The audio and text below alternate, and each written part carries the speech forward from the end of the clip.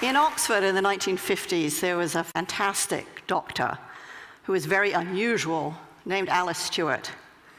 And Alice was unusual partly because, of course, she was a woman, which was pretty rare in the 1950s. And she was brilliant. She was one of the, at the time, the youngest fellow to be elected to the Royal College of Physicians. She was unusual, too, because she continued to work after she got married, after she had kids, and even after she got divorced and was a single parent, she continued her medical work. And she was unusual because she was really interested in a new science, the emerging field of epidemiology, the study of patterns in disease. But like every scientist, she appreciated that to make her mark, what she needed to do was find a hard problem and solve it. The hard problem that Alice chose was the rising incidence of childhood cancers. Most disease is correlated with poverty, but in the case of childhood cancers, the children who were dying seemed mostly to come from affluent families. So what, she wanted to know, could explain this anomaly? Now, Alice had trouble getting funding for her research. In the end, she got just £1,000 from the Lady Tata Memorial Prize, and that meant she knew she only had one shot at collecting her data. Now, she had no idea what to look for. This really was a needle in a haystack sort of search. So she asked everything she could think of. Had the children eaten boiled sweets? Had they consumed colored drinks? Did they eat fish and chips? Did they have indoor or outdoor plumbing? What time of life had they started school? And when her carbon-copied questionnaire started to come back, one thing and one thing only jumped out with a statistical clarity of a kind that most scientists can only dream of. By a rate of 2 to 1, the children who had died had had mothers who had been X-rayed when pregnant. Now, that finding flew in the face of conventional wisdom. Conventional wisdom held that everything was safe up to a point, a threshold. It flew in the face of conventional wisdom, which was huge enthusiasm for the cool new technology of that age, which was the X-ray machine. And it flew in the face of doctors' idea of themselves, which was as people who helped patients, they didn't harm them.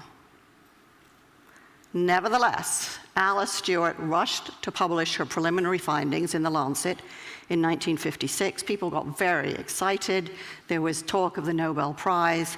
And Alice really was in a big hurry to try to study all the cases of childhood cancer she could find before they disappeared. In fact, she need not have hurried. It was fully 25 years before the British and American medical establishments abandoned the practice of X-raying pregnant women. The data was out there, it was open, it was freely available, but nobody wanted to know. A child a week was dying, but nothing changed. Openness alone can't drive change. So for 25 years, Alice Stewart had a very big fight on her hands. So how did she know that she was right? Well, she had a fantastic model for thinking.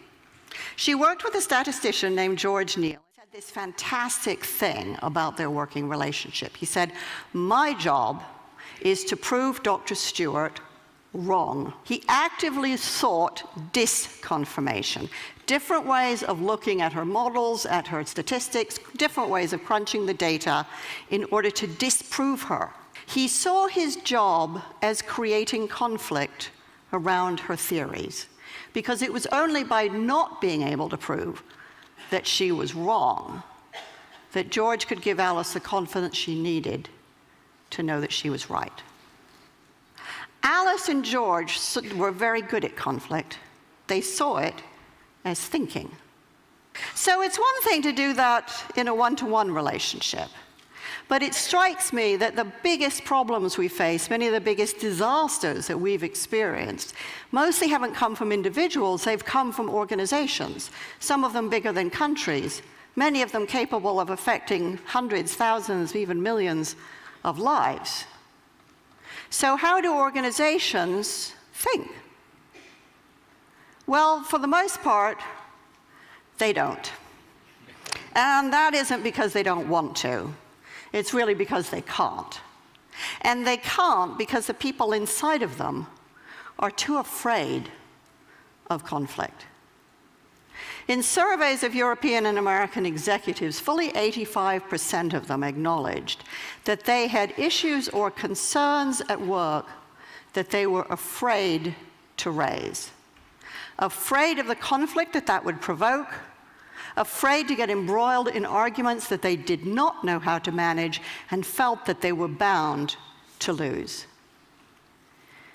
85% is a really big number. It means that organizations mostly can't do what George and Alice so triumphantly did. They can't think together. So how do we develop the skills that we need? Because it does take skill and practice too.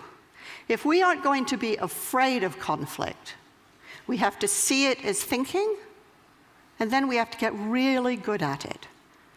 The fact is that most of the biggest catastrophes that we've witnessed rarely come from information that is secret or hidden.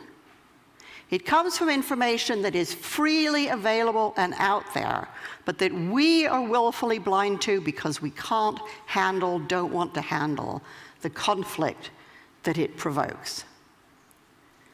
But when we dare to break that silence, or when we dare to see, and we create conflict, we enable ourselves and the people around us to do our very best thinking. Open information is fantastic. Open networks are essential. But the truth won't set us free until we develop the skills and the habit and the talent and the moral courage to use it.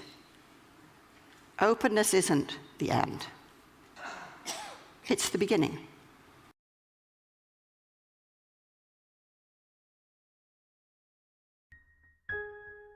Ne te quasi veris extra. Man is his own star, and the soul that can render an honest and a perfect man commands all light, all influence, all fate. Nothing to him falls early or too late. Our acts our angels are, or good or ill, our fatal shadows that walk by us still. Familiar as the voice of the mind is to each, the highest merit we ascribe to Moses, Plato, and Milton is that they set at naught books and traditions, and spoke not what men, but what they thought. A man should learn to detect and watch that gleam of light which flashes across his mind from within more than the lustre of the firmament of bards and sages. Yet he dismisses without notice his thought because it is his.